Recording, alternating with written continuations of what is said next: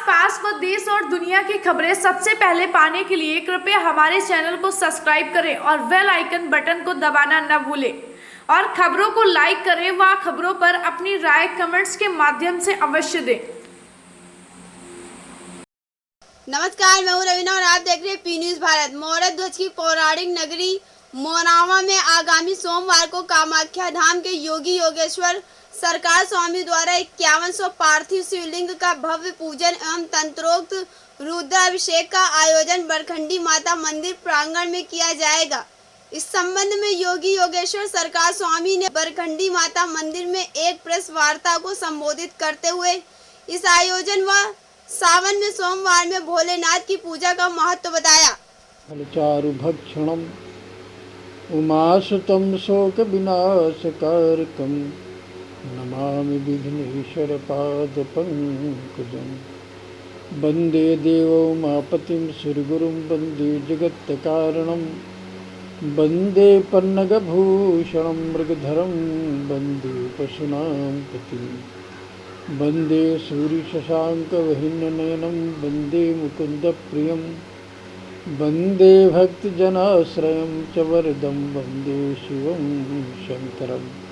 आप सभी मीडिया बंधुओं का, पत्रकार बंधुओं का बहुत बहुत स्वागत, अभिनंदन, आभार कि इस धर्म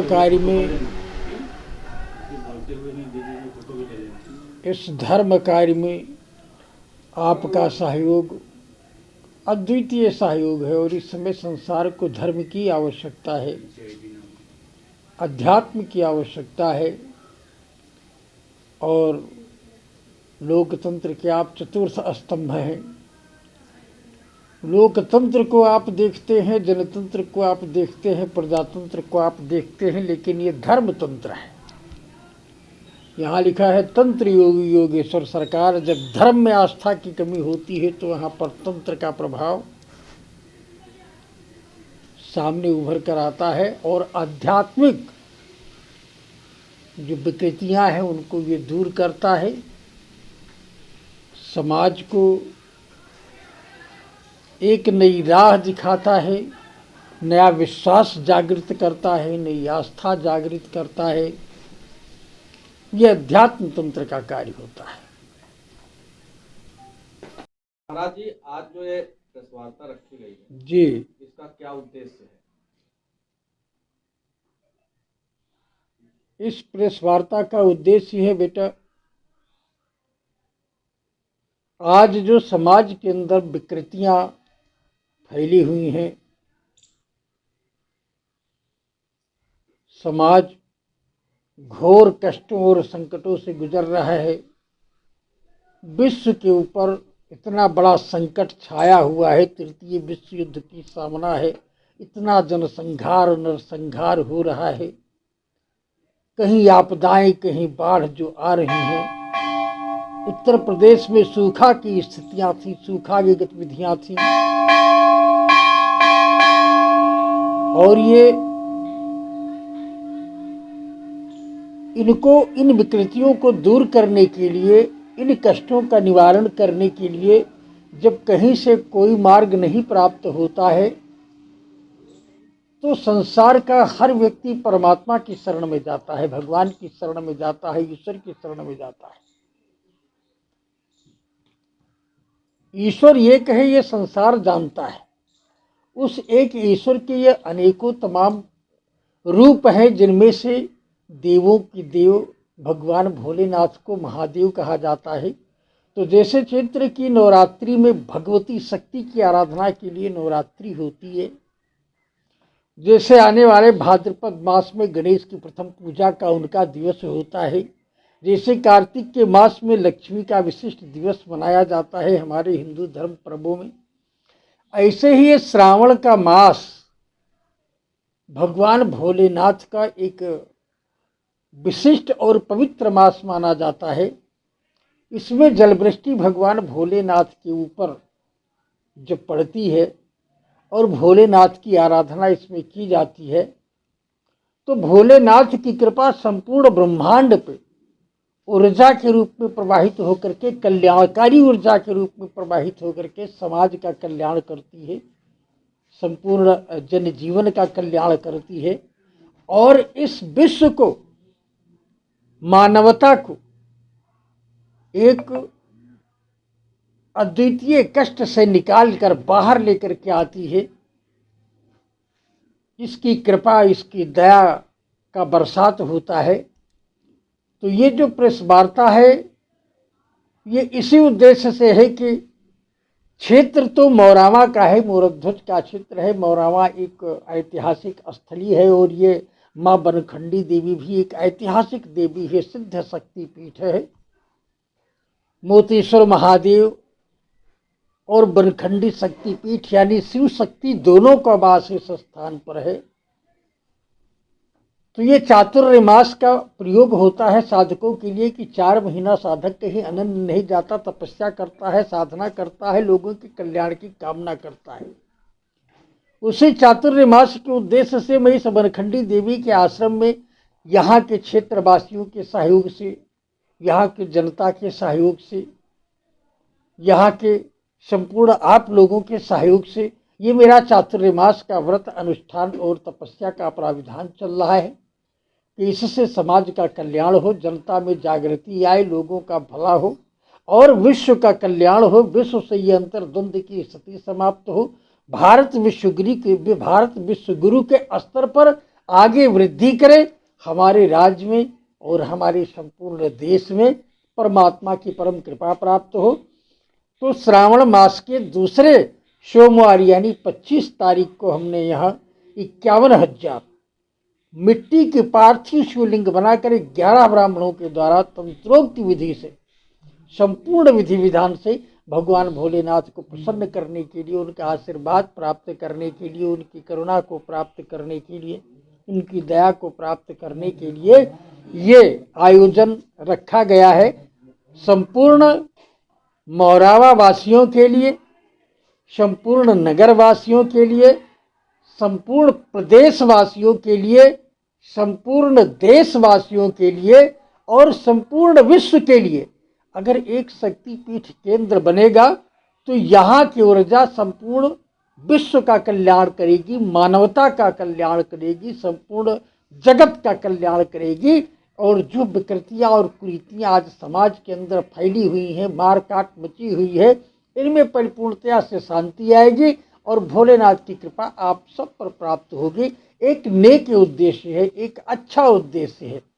इसी उद्देश्य को लेकर के हमने इस प्रेस वार्ता को इसलिए बुलाया गया है ताकि ये वार्ताएं, ये चर्चाएं संपूर्ण समाज के अंदर व्याप्त हों और ज़्यादा से ज़्यादा जन सहयोग, ज़्यादा से ज़्यादा लोगों का कल्याण हो, ज़्यादा से ज़्यादा लोग इस स्थान पर आवें, जुड़ें, अपने हाथ से भगवान महारुद्र के पार्थिव शिवलिंग का निर्माण करें, उनका अभिषेक करें, उनका पूजन करें, उनका वंदन करें, जिससे उनके संपूर्ण मनोकामना की पूर्ति हो, उनके कष्टों का निवारण हो, उनके कष्टों का निदान हो। यही एक नेक और अच्छा उद्देश्य है जिस उद्देश्य से ये महारुद्र का प्रयोग किया जा रहा है, तंत्रोक्त प्रयोग किया जा रहा है।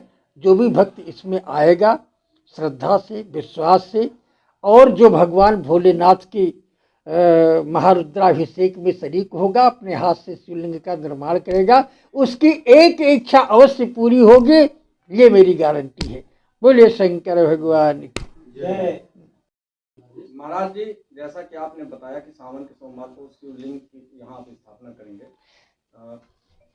स्थापना नहीं करेंगे, आप पूजन कराएंगे। बहुत सारे ऐसे भक्त हैं जो यहाँ पे पहुँच नहीं सकते, लेकिन वो भोलेनाथ के अन्य भक्त हैं। आप कृपया बताने की ये कष्ट करें कि जो सोमवार को ऐसे कौन विधि विधान से भक्त पूजा करें भोलेनाथ का, जिनसे उनकी मनोकामना पूरी हो और उनके कष्ट दूर हो।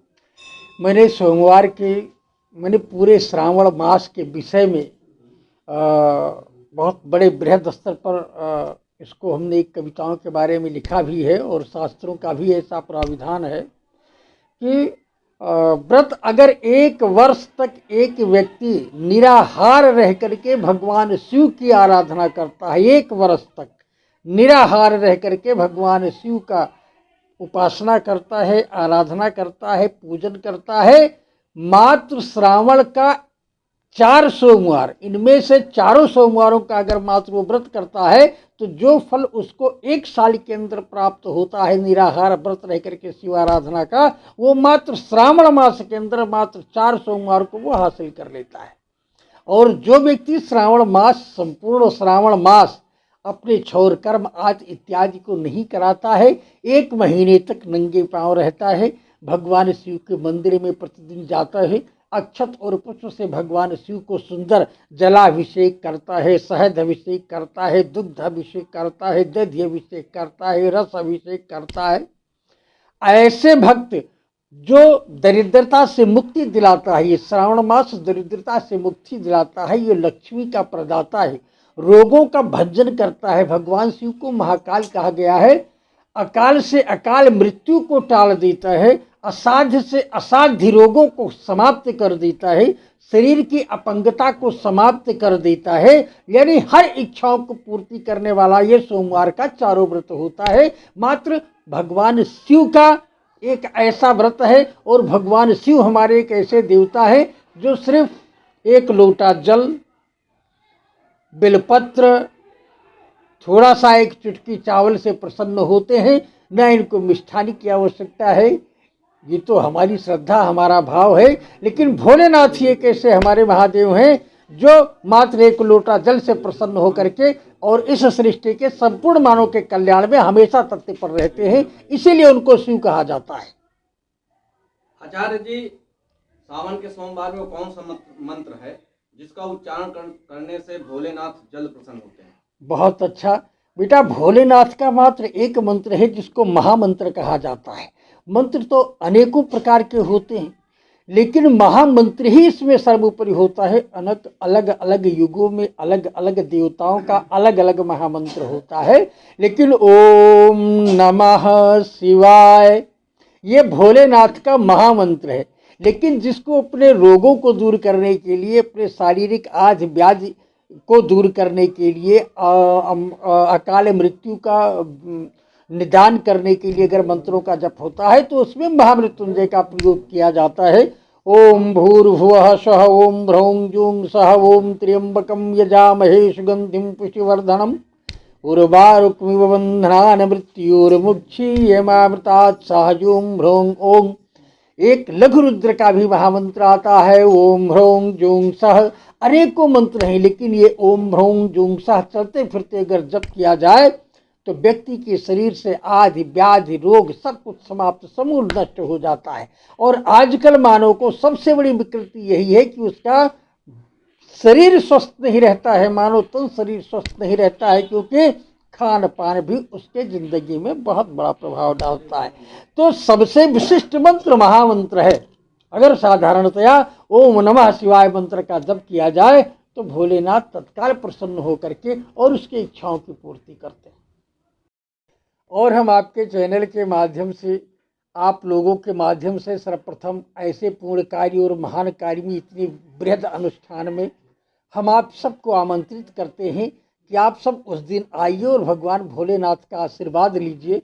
और आपके चैनल के माध्यम से हम यहाँ के क्षेत्रवासियों को आमंत्रित करते हैं कि वो सुबह 6 बजे से यहाँ पर पहुँच जाएं, उपस्थित हो जाएं। यहाँ पर सुंदर मृत्तिका मंगाई जाएगी और उसका छोटा छोटा शिवलिंग बनाया जाएगा। संपूर्ण क्षेत्रवासियों के माताओं, बहनों, यहाँ के भाइयों सबको आमंत्रित किया जा रहा है, संपूर्ण भक्तों को आमंत्रित किया जा रहा है कि बनखंडी देवी मंदिर पर 6 बजे पहुँच जाएं और शिवलिंग का निर्माण करें। और वही शिवलिंग का निर्माण एक साथ ही करके और उसी का पूजन करें। पूजन के बाद रुद्राभिषेक कराएं और उस रुद्राभिषेक में अपनी एक इच्छा अवश्य लेकर के आए। जो उनको चाहिए वो एक इच्छा हर भक्त की यहाँ से पूरी होगी, वो चाहे जो भी इच्छा हो। लेकिन 6 बजे से पहुंचकर अपने आप भगवान शिवलिंग का निर्माण करें और उसके बाद पूजन करें, रुद्राभिषेक करें।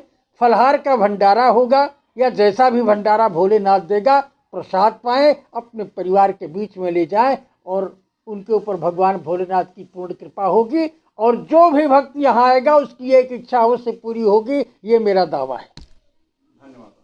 अपने आसपास व देश और दुनिया की खबरें सबसे पहले पाने के लिए कृपया हमारे चैनल को सब्सक्राइब करें और बेल आइकन बटन को दबाना न भूलें और खबरों को लाइक करें व खबरों पर अपनी राय कमेंट्स के माध्यम से अवश्य दें।